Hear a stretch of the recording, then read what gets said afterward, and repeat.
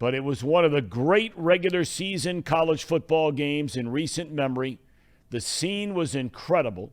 And kind enough to join us from, I'm assuming, Knoxville, Tennessee, Wes Rucker. You're down there, 24/7 Sports, CBS. You cover the Volunteer. Are you in Knoxville? Because we've had other guests that follow these various teams that are in different cities. Oh, no, I'm actually in Knoxville, actually Old North Knoxville, I think about 1.9 miles from Neyland Stadium, so probably enough to feel the earthquake from Saturday if I had been here as opposed to in the stadium where you could definitely feel it. All right, I got to ask you, because how long you been covering the team? Number of years now? A number of years, since 2000, I believe. Okay, that's a long time. That's a long time. Yeah, there was a couple years. Yeah, a couple years where I moved away and then I came back. So basically since 2000. Okay. Was that the best scene at Neyland Stadium that you have seen in 20 years? Probably, because my time on the beat was just after that 98 Florida game and all those things. 2015 Oklahoma, I think the Baker Mayfield double overtime game, that was a really good one. Last year, or earlier this year, Florida, pretty good. A couple years ago, Florida, maybe 2016 was good. None of them were like that one. The sustained noise in that stadium for that long, I think it was like 126 decibels or so. It was crazy. And then the fact is that the game itself kind of lended itself to being that kind of an atmosphere. You know, you had two really good teams kind of throwing haymakers back and forth, and it was quite a scene. And then somehow made it down to the media center for post-game interviews through all of that nonsense down there. It felt like I was playing Frogger a little bit, but made it down there.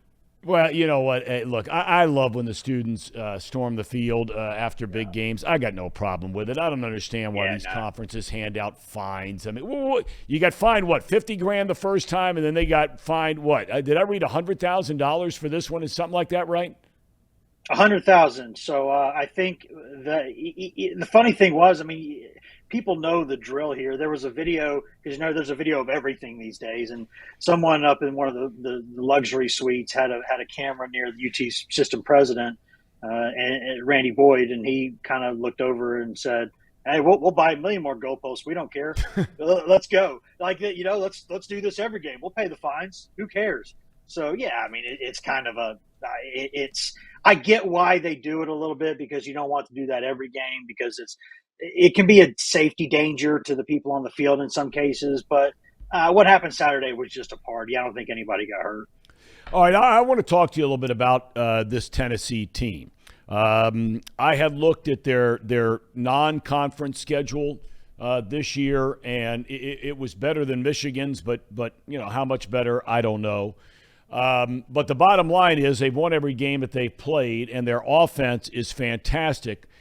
Tell us about the quarterback, because I did not know that he was as old as he is, and I'm not saying that in a bad way. I was just stunned to learn that he was at one time at Virginia Tech, whose program has just completely fallen apart. Talk about this kid a little bit, and are you surprised, are the Volunteers fans surprised that he has been this good this year and is right in the middle of all the Heisman Trophy talk? I'm not surprised he's good. I'm a little surprised he's this good. I mean, I think since he became Tennessee starting quarterback, I think you're talking 50-plus touchdowns, 3 interceptions, which is, a video game at the easiest level. You don't do stuff like that. I mean, it's kind of comical. But he started out his career at Virginia Tech, and they kind of had some issues there with Fuente trying to get the offense going.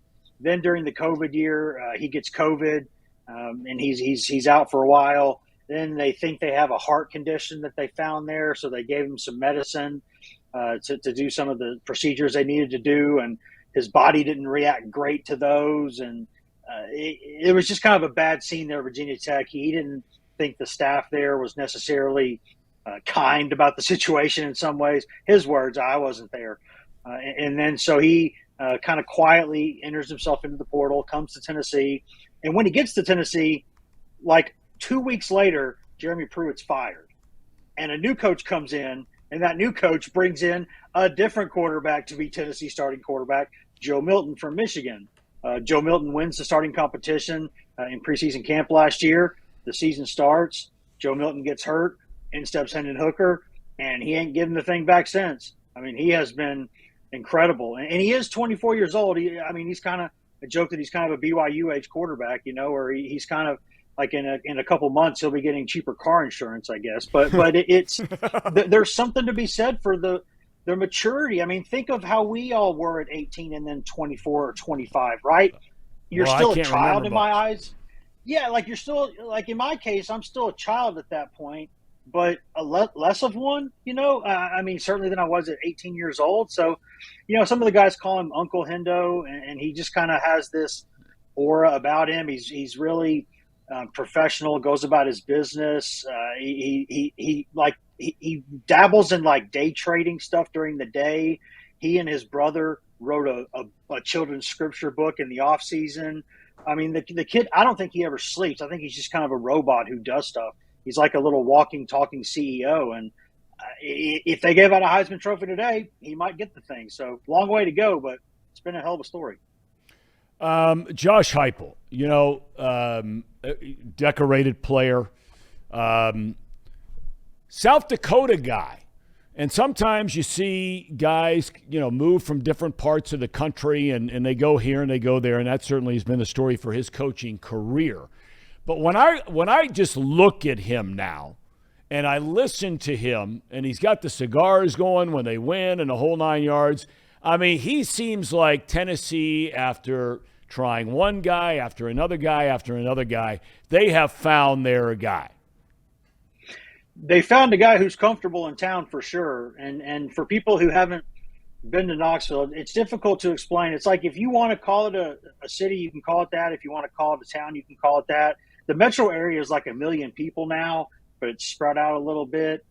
So basically, you can have city-type stuff if you want, and you can have, suburban-type stuff, country-type stuff if you want. And Heupel lives out over by the river and has a really nice place, and he and his family are happy here. I mean, you're right. He's a guy from a small town in South Dakota. He does not need to be in Manhattan. He does not need to be in L.A. He's not one of those types. He's really happy here. Of course, Lane Kiffin was really happy at Tennessee, and then he left and wished that he hadn't, and he's admitted ever since that he wished he hadn't left.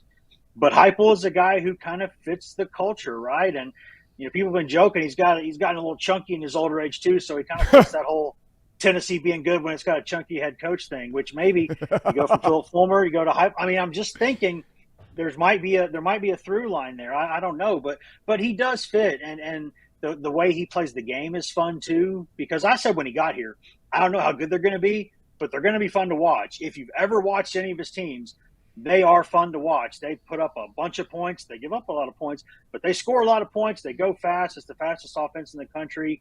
And if you're not going to be good for a while, at least be fun. And they got fun, and now they're fun and good. So he's pretty popular around here these days. Well, I would imagine he is, and he should be. He's earned it. But when you play in the SEC, as you well know, we're only halfway through this season. A little bit of a breather here with Tennessee Martin coming up, but then back-to-back monster games. And I want to start with a Kentucky game because there are a lot of Kentucky fans in and around greater Cincinnati. Oh, yeah. Who all of a sudden now are sort of jumping on the Stoops bandwagon in football after, the basketball, they followed it forever and a day. I maintain, you tell me if you agree, Levis fumbled twice inside the 10 in a game that they clearly, in my opinion, were a better team than Ole Miss. There's no doubt in my mind that Ole Miss is the most overrated team in the country. Kentucky had them beat. They won the game. I give them credit, but Levis, he fumbles twice inside the 10 in the fourth quarter. They lose a game. He got injured, missed the next game. They lose to South Carolina. He comes back this past week, and they get a big win. So in 2 weeks or a week from this Saturday, Tennessee goes to Kentucky. We know all about the rivalry, the whole 9 yards. You concerned about the Kentucky game or not thinking Kentucky is as good as I think Kentucky is? My answer is kind of split in the middle there because when Kentucky comes down here in a couple of weeks, I think, and I've said this for a long time, I mean, my mother's side of the family is all UK people, so I know that program very well and have a lot of respect for what Stoops has done. I think it's a good football team. I just don't think it's a good matchup for Kentucky. And I'm not talking about historically Kentucky, Tennessee. I mean, if recent history had any matter in the deal, Tennessee wouldn't have beaten Alabama. So I'm not saying it because of that. I just don't know that Kentucky could score enough points to beat Tennessee. And that's, I mean, what Tennessee did against Alabama. Tennessee, I believe, and I looked this up, there were 2 possessions where it scored 0 points, and it missed wide open touchdown passes on both of those drives. And it still scored 52 points in that game against Alabama. It's what Tennessee's doing on offense, frankly, and it hasn't had one of the best wide receivers in college football the past 3 weeks. He didn't play against Alabama, didn't play against LSU, didn't play against Florida. He'll be back by the Kentucky game, and he'll add to that offense even more. And Tennessee's defense is solid up front, pretty bad on the back end. So Kentucky's going to put some points on the board. I just don't think if it gets into a track meet deal like that, I just don't think that's the kind of game that Kentucky's going to win, especially in Knoxville. So I think it's a good team. I'm not saying it's a better or worse team than Tennessee because I think it's just a matchup deal. Yeah. I think Kentucky could win that game, but I think Tennessee will win that game. Couldn't you make that same argument for the Georgia game, which is coming up the following week? I mean, I know Georgia put up a bunch of points on Vanderbilt, but I mean, you, me, and 9 other guys could probably do that. But you know, their defense has been phenomenal. They're the defending national champs. Yep. I think that game is in Athens, right? Mm-hmm. Okay, so you know, looking ahead, and I know that's 3 weeks out, but that's going to be the game everybody's looking at right now in the SEC. Well, any early kind of feel on your part for that game? I still think Georgia would win that game. I mean, I thought Alabama would win on Saturday, candidly. I said Tennessee would cover, and I felt pretty strongly about that because I thought that spread was way too large with the way those teams are playing. But I thought Bama would win the game. Going down to Athens, unless something crazy happens the next couple of weeks, I'll probably pick Georgia to win that game. And it's not that Stetson Bennett's been playing great. He was so good to start the season. But I think the difference when I look at like a Kentucky and a Georgia, Kentucky's got a better quarterback right now, certainly. But Georgia's kind of, I think, better everywhere else offensively. And I know that Rodriguez, dude, that's a nice running back. That's a nice running back. He'll get some yards for you. He's nice and physical. I just think Georgia is a little bit better defensively, obviously, than Kentucky is. And I think also just Georgia has more guys on the perimeter, I think, who scare you a little bit than Kentucky does. But I will say this. There's a young man at Kentucky who's a freshman, Barryon Brown from the state of Tennessee, who is an incredible athlete and is the kind of skill guy they haven't had in that program in a long time. I should have mentioned that when you mentioned UK earlier. That kid is very, very good, and he's going to have a nice career there. But I think Georgia just has a little bit more athleticism, a little bit more speed. And when you look at what Tennessee struggles to do, if you run right at Tennessee, they're, I think, one of the top 5 or 7 rushing defenses in the country. They're terrible against the pass, but you can't run right at them. Even Bama barely got 100 yards rushing against them. So, and that Kentucky kind of needs that to get going. Whereas Georgia, I think with Bowers and Washington and some of those wideouts, I think they can open it up a little bit more. So that's why the difference in my mind. Would it shock me if Tennessee won at Georgia? No, at this point it wouldn't shock me, but it would surprise me. So it sounds like when all is said and done, outside of being shocked, that if you're looking into your crystal ball, who's been covering SEC football forever and a day, we ultimately get back to Georgia versus Alabama in a championship game, assuming, of course, that Alabama can beat Ole Miss on the western side of the bracket. Probably. And I think what's really interesting to me, Thom, is we've kind of been joking about what we're all calling the doomsday scenario. And that's that at the end of the regular season, you know, you will have 3 or 4 one-loss teams in the SEC. Because what happens, let's say, if Alabama, you know, beats Ole Miss, but so Ole Miss doesn't lose the rest of the season. Georgia beats Tennessee, doesn't lose the rest of the season. Georgia and Bama play for the title, and then like Alabama beats Georgia. Right. You've got 4 one-loss SEC teams there who all will have, except for Ole Miss, I suppose, would have beaten each other in some way. And you've only got 4 playoff spots for now. So that would be what and of course, since it's Murphy's Law, I think it's going to happen probably. And that'll be fascinating. But I think at the end of the day, I think Tennessee will probably go down in a pretty good game in Athens. And I think Georgia or Bama will run the table. Saban usually gets that thing flipped at some point. I'm kind of surprised it hasn't happened yet. But they'll figure it out. They usually do. They're not hurting for weaponry down there. They're okay. They're all right. That Bryce Young fella, he's not bad at the football. Neither is Jahmyr Gibbs or Will Anderson. Well, he's not bad, but okay. I mean, not bad at all. But I mean, at the end of the day, you made the comment about the Heisman Trophy race. We sit up here in Ohio, and we're biased. You're biased. I mean, it is you do your best to stay objective. I don't know how anybody in their right mind, and I know you can get into schedule and you can get into all that kind of thing, and I think you can get into schedule with a bunch of different teams, quite honestly. Because I don't think out of conference Alabama, I know they play Texas, but and Texas with Quinn Ewers is a different team than Texas without Quinn Ewers. That's been proven already. But I don't know how anybody has any debate in the conversation about a Heisman Trophy without C.J. Stroud being the overwhelming favorite. I think he's the favorite right now, and I would probably get lined up against a wall and shot right now in Knoxville for saying that, to be honest with you. But I – And in all candor, I am a Heisman voter and have been for, 10, 12 years, something like that. I don't know. I'm getting older. But if I had to pick right now, I'd probably pick Stroud, and I would put Hooker second, and then I would have to move my family out of here. But, I think that there's a long way to go, and I'm actually selfishly a little bit nervous, not because I'm only nervous because I've always joked that since I got a Heisman vote, I never wanted there to be a year where a Tennessee player was a legitimate contender to win it, because I'll never vote on anything without telling everybody exactly who I voted for. It's kind of my policy. I think transparency is the way. And I would hate to be like, can you imagine living in Knoxville and being like, oh, I think Charles Woodson deserved that Heisman over Peyton Manning. Just, it's dangerous a little bit, I get it. Maybe not. I would probably go. I think Stroud right now would be the favorite, and maybe runaway favorites a tad strong, but not much. He's the guy right now, I think.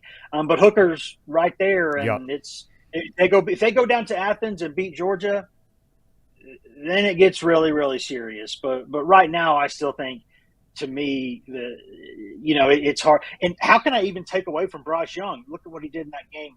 I don't know that I've ever seen a kid who's that age who has that much awareness in the pocket. Bryce Young is a freak. But I think, and whoever drafts him will be loving it. But I could say the same thing about Stroud. He's phenomenal. Yeah. Now, I got to ask you, I was joking around before you came on. I am brand new to social media, and I'm only on it because we're trying to promote this show, which just started about a month ago, okay? So I'll jump on there, and every time I come on, you're on there battling with all the haters, and Lord knows Twitter is just loaded with hate, okay? We both know that. But you're battling with these guys that are saying, oh, well, Tennessee, blah, blah, blah, blah, blah. You and I are in agreement. When Tennessee is good, and I think there are other programs like Tennessee. I think you could put Nebraska in there. I think you could put Miami of Florida in there. I think you could put, a couple of others at USC. They've been down for a long, long time. I think when those programs are good, it's better for college football. Tennessee, one of the great brands, without a doubt, in all of college football. But why are you arguing with these people? All you have to do is just say scoreboard. You just beat Alabama. I don't know why I do it. I've just always done it. I can't. It's like, lately it's because we got a 10-month-old who the past 3 weeks has decided I'm not sleeping ever again for any reason. You can all deal with it. So I'm basically up anyway, waiting for the miniature terrorist to get up. But it's like, what did somebody say? That's dumb. What are you talking about? Because it was funny because I couldn't believe that when I had the audacity to say that, like, the 9th winningest all-time program in history, the 7th wealthiest program in the country, one of the most recognizable brands around with that unique color and the checkerboards. When it's good for college football. Yep. I thought that would be a pretty innocuous statement, but I angered somehow. It's not just the fans, like other media. I was like, guys, have you just been covering this for like 8 years? Like, Have you read a book? Do you read numbers? Have you seen these crowds too? Like, do you see merchandise sales numbers? Do you see TV ratings numbers? What planet are you on? I don't think college football needs any single program to be good. I just think some programs being good help, and I think Tennessee's one of those programs. But every boss I've ever had is asking the same question, Thom. I don't know why I do it. I just like to poke and prod, I guess. I wish I had a better answer. My wife probably thinks I'm a toddler too. I've always been me. I'm not smart enough to be anything else. I could not in my life pretend to be something I'm not because I'm not smart enough. So I just have fun. Wes, I love your style, man. I love your passion. I mean, take them on. Take them on because everything you just said is spot on. When Tennessee is good, it is good for college football. That scene, that stadium, that crowd when there are big games, and Lord knows you know better than anybody else, there haven't been a lot of those in recent years, and to have them back for however long they last. Do you think, the last question I'll ask you, because we've seen some teams that will pop up and have a good year here, good year there. Florida, I maintain all the time, they've never been the same since Urban Meyer walked out the door. Whether you like Urban Meyer or not, it's a fact. They've not even been a factor in the national conversation for a championship since he left. Do you think that this is the beginning of a new era at Tennessee for winning football? I think it's going to be the beginning of an era of better football for sure. Now, is it going to be consistently elite football? I don't know. You're going to have to – Hendon Hooker's a special guy. And when he leaves, you've certainly got talent. I mean, next year, one of the best quarterback prospects anyone's seen in the past decade, a kid named Nico Iamaleava from California, is coming 3,000 miles across the country to play at Tennessee. And his high school tape is unbelievable. And he is – really, really good. So he'll be stepping into that offense, or Joe Milton will win that job, and then it'll transition to him at some point. But they are recruiting consistently at a top 10 level. They're not going away. But the thing about the SEC, and this is what makes it great and terrible, is that the other guys aren't stopping. Alabama, Georgia, these guys, LSU, they don't stop.